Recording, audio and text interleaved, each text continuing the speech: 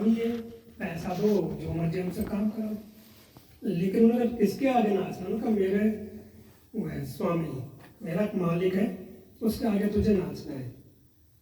और अगर वो तेरे पे रिझ गए तो फिर तुझे कुछ करने की आवश्यकता ही नहीं पड़ी। तो उसने सोचा होगा कोई बहुत बड़ा धनी सेठ इसका, तो लेकर के गई और श्रीनाथ जी के आगे कि इसके आगे नाचो।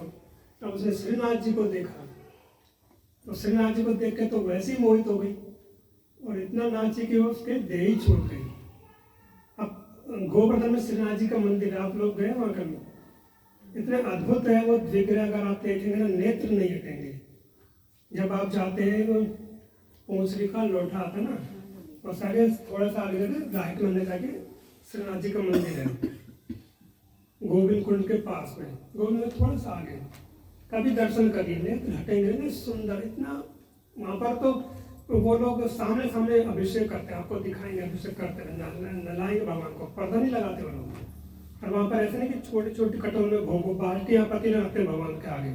हमने देखा बड़े बड़े, हम सोच रहे मतलब वो कह रहे ये श्रीनाथ है भगवान है, ऐसे छोड़ तुम लोग क्या है छोटे छोटे कटोरे, हम ब्रजवासी ने पूरे का पूरा बड़े बड़े बड़े पतीले रखे भगवान के आगे।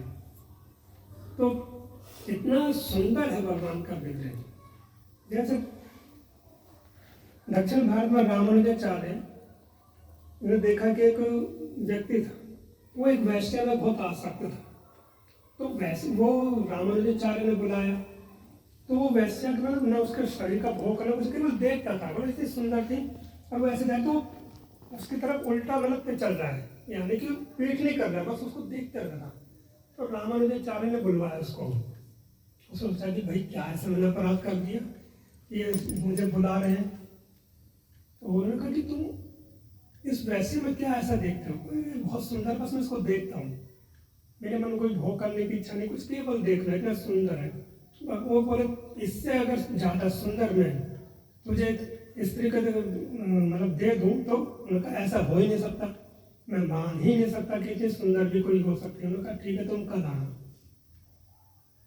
वहाँ मंदिर में लेकर के पर्दा पड़ा था, वहाँ पर एक भगवान का, दक्षिण भारत में ज़्यादातर आपको राम जी का ही भगवान विष्णु के विग्रह मिलेंगे, लेकिन वहाँ एक भगवान कृष्ण का भी विग्रह है। और जब वहाँ पर राधा रानी के साथ में तो जब पर्दा पड़ा तो बोले देख इसको। जब राधा रानी का सौंदर्य को देखा तो वैसे कोई भूल गया, फिर वो बहुत उच्च कोटि का भक्त बना उनका रामानुजाचार्य का।